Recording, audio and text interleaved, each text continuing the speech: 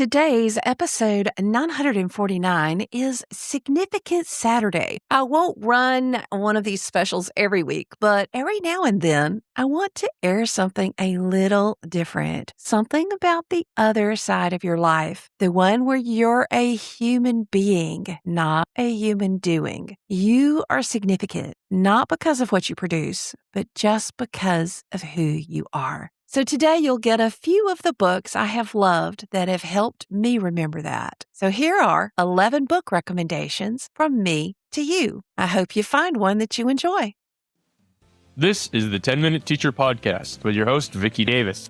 As we talk about integrating AI thoughtfully into our classrooms, it reminds me that wisdom comes not just from the latest technology, but from timeless truths and continuous learning. Speaking of learning, summertime is upon us, and whether you're poolside on a road trip or just enjoying some well-deserved downtime, I want to share some books that have absolutely transformed my thinking and my classroom. These aren't just books I've read. These are the books I've devoured, highlighted, and returned to again and again.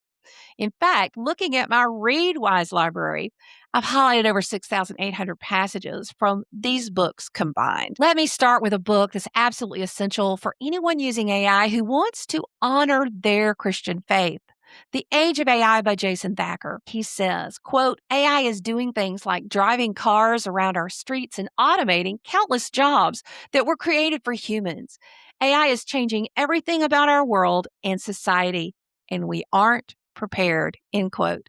He then takes two questions to aid the journey of understanding AI from a Christian perspective. For one, what does it mean to be human? And number two, what is technology in AI? Friends, if you're a Christian educator, a business person, or parent who wants to use AI wisely and ethically, this needs to be at the top of your summer reading list. Thacker brilliantly addresses the intersection of technology and faith, helping us navigate questions like, how do we maintain human dignity in an AI world? What does it mean to create with integrity when AI can generate content? This book speaks directly to the heart of what we've been discussing, using technology as a tool while keeping our humanity and values intact.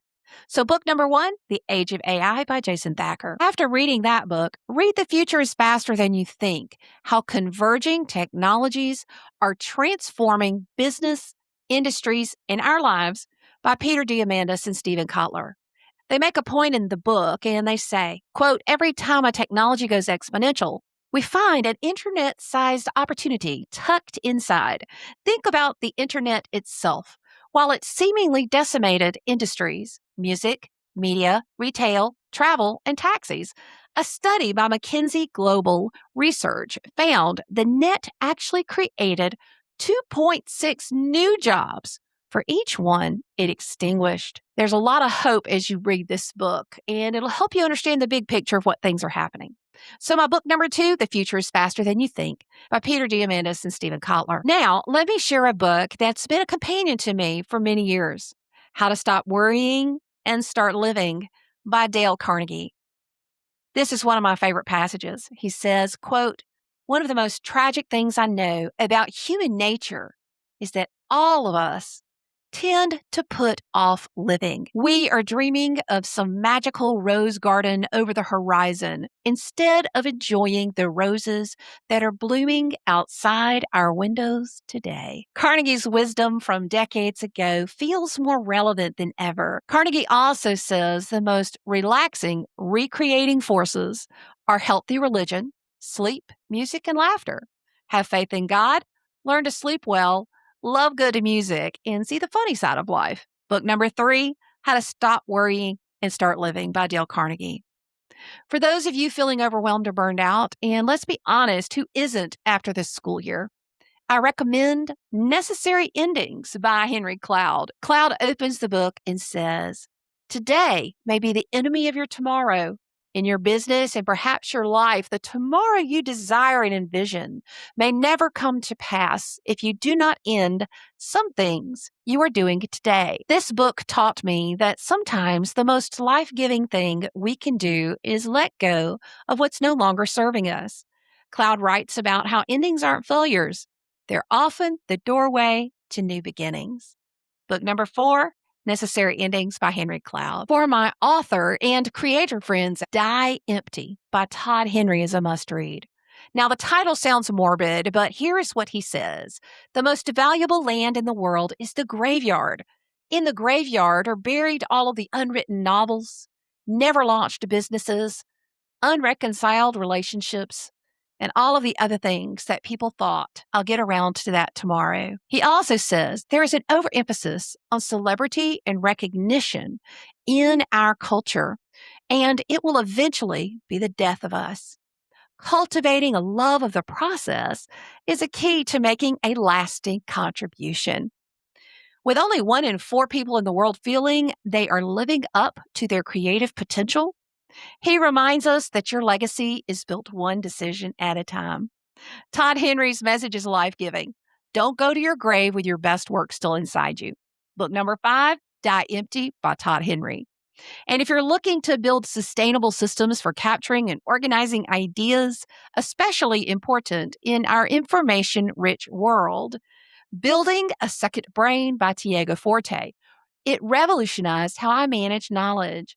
I've done past shows on my personal second brain system that you can see on my Cool Cat Teacher YouTube channel.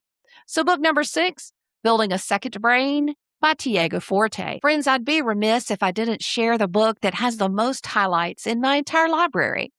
The Complete Work of E.M. Bounds, with 541 highlights. Bounds writes about prayer in a way that changed my life. And he said, quote, "Our short prayers owe their point in efficiency to the long ones that have preceded them."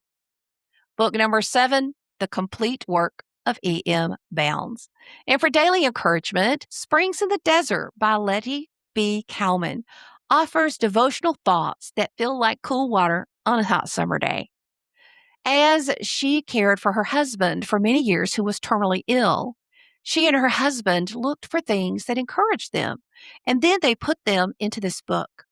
From college to now and any time I have hard things going on, this book is my go-to devotional book to settle my mind and get some sleep.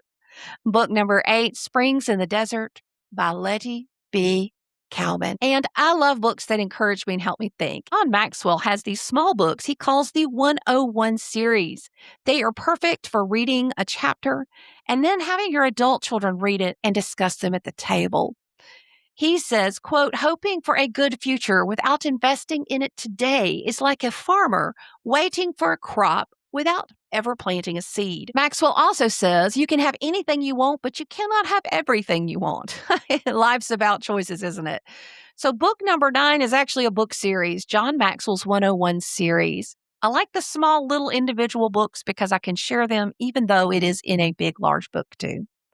And finally, if you're a teacher and last year didn't go right in terms of procedures or behavior, there are 2 books I recommend, and I give these to first-year teachers. Harry and Rosemary Wong's The First Days of School for Classroom Procedures, and Fred Jones' Tools for Teachers about behavior management and classroom setup. These 2 books make number 10 and number 11. And as I look at these books, from AI ethics to ancient wisdom about prayer, from productivity systems to letting go, I'm reminded that growth happens when we're intentional about what we feed our minds and souls. This summer, I challenge you to pick just 1 or 2 of these books. Don't feel like you need to read them all.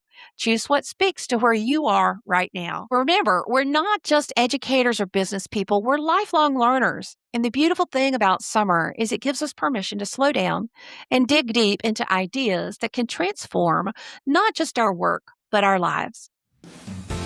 Thanks for tuning in to the 10-Minute Teacher Podcast.